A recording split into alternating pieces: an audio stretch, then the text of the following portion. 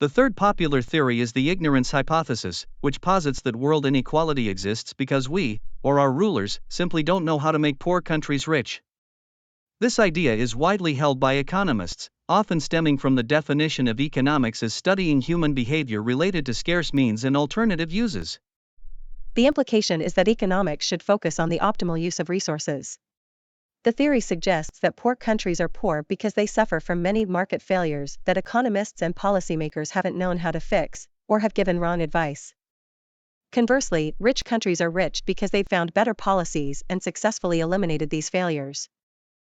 But the book questions if this can truly explain world inequality, asking if African leaders are poorer due to mistaken views while Western European leaders are better informed. It concludes that ignorance can, at best, explain only a small part of world inequality. Ghana's sustained economic decline after independence is presented as an example that on the face of it seems like ignorance.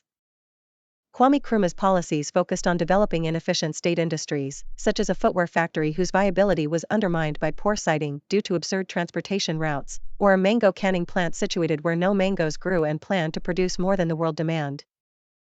Ghana's disappointing performance, and countless other cases of apparent economic mismanagement, cannot simply be blamed on ignorance. If it were just ignorance, well-meaning leaders would learn and gravitate toward effective policies.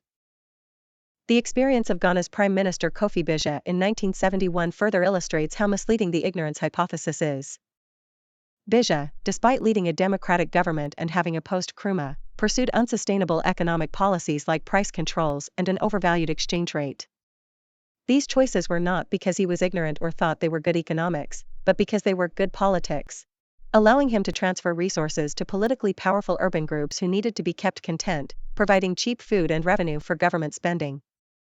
When nations do break out of poverty and achieve economic growth, it's not because their leaders suddenly become better informed or less self-interested, or receive superior advice.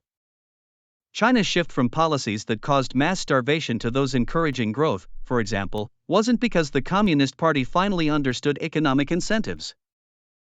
Instead, it was because Deng Xiaoping and his allies, with different interests and political objectives, defeated powerful opponents and orchestrated a political revolution. Their economic reforms, which created market incentives, followed from this political change. It was politics that determined the switch, not better economic understanding. Please click the button below to watch the full video.